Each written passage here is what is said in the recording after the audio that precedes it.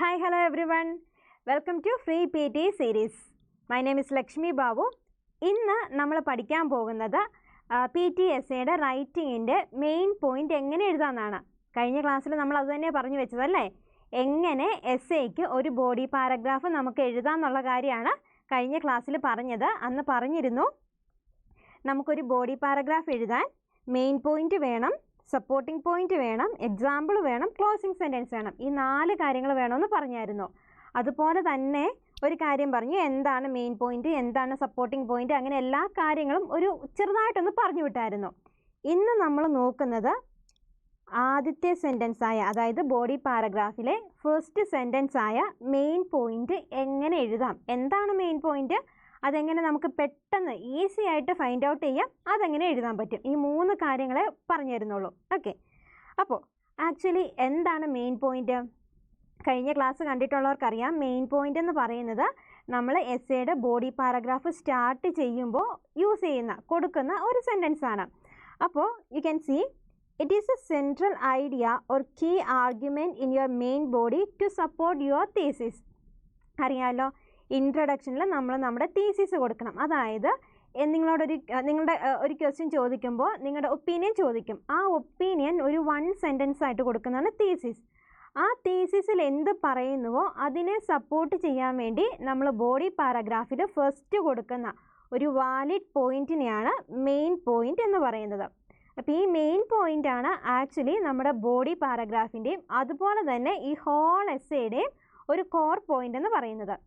എങ്ങനെയാണ് ഈ ഒരു മെയിൻ പോയിന്റ് നമുക്ക് കിട്ടുന്നത്? Ask Y. കഴിഞ്ഞ തവണ ക്ലാസ്സിൽ പറഞ്ഞിരുന്നു, നമ്മുടെ തീസിസിനോട് ഒരു വൈ ക്വസ്റ്റ്യൻ ചോദിക്കുമ്പോൾ നമുക്കൊരു ആൻസർ കിട്ടും. ആ ആൻസറാണ് നമ്മുടെ മെയിൻ പോയിന്റ് എന്ന് പറയുന്നത്.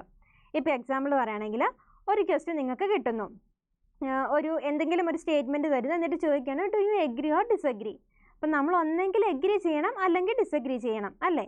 അങ്ങനെ എഗ്രി ചെയ്യുന്നു അല്ലെങ്കിൽ ഡിസഗ്രി ചെയ്യുന്നു എന്ന് പറയുന്നതാണ് നമ്മുടെ തീസിസ്. ആ തീസിസ് നമ്മൾ എവിടെയാണ് കൊടുക്കുന്നത്?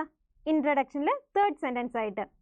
ഇനി എന്തുകൊണ്ട് നിങ്ങൾ എഗ്രി ചെയ്യുന്നു അല്ലെങ്കിൽ എന്തുകൊണ്ട് നിങ്ങൾ ഡിസഗ്രി ചെയ്യുന്നു എന്ന് അതിനൊരു ആൻസർ കാണുമല്ലോ. ആ ആൻസറാണ് ആക്ച്വലി മെയിൻ പോയിന്റ് എന്ന് പറയുന്നത്. അത് നമുക്കൊരു എക്സാമ്പിൾ വെച്ചിട്ട് നോക്കാം. നോക്കിക്കേ, ഇവിടെ ഒരു ക്വസ്റ്റ്യൻ ഉണ്ട്. Some people think public transport should be free. Do you agree or disagree? ഈ ക്വസ്റ്റ്യനിലെ സ്റ്റേറ്റ്മെൻ്റ് ആണ് പബ്ലിക് ട്രാൻസ്പോർട്ട് ഫ്രീ ആയിട്ട് കൊടുക്കണം എന്നുള്ളത്.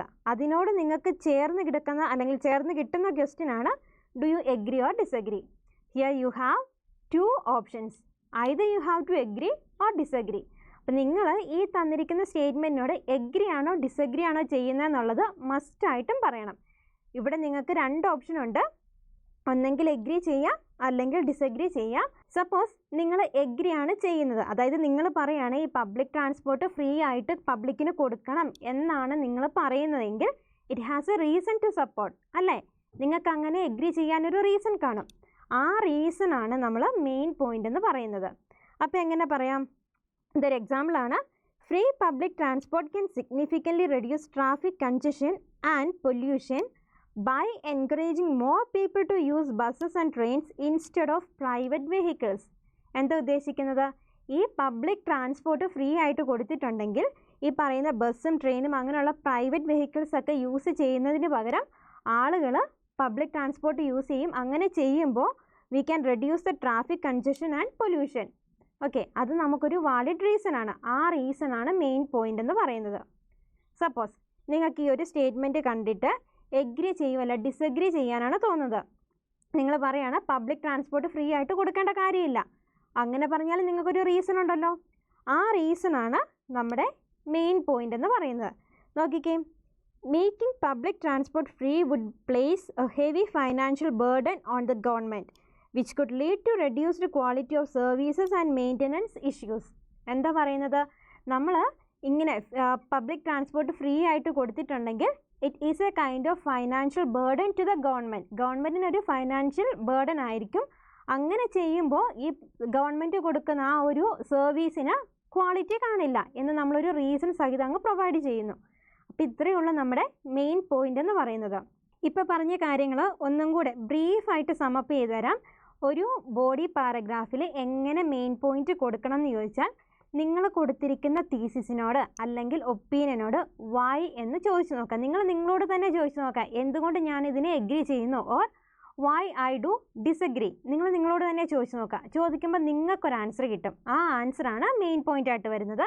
And that should be the first sentence of the body paragraph. ഇത്രയേ ഉള്ളൂ മെയിൻ പോയിന്റ് എന്ന് പറയുന്നത്. ഈസി അല്ലേ? മെയിൻ പോയിന്റ് എങ്ങനെ എഴുതേണ്ടതെന്ന് പഠിച്ചല്ലോ.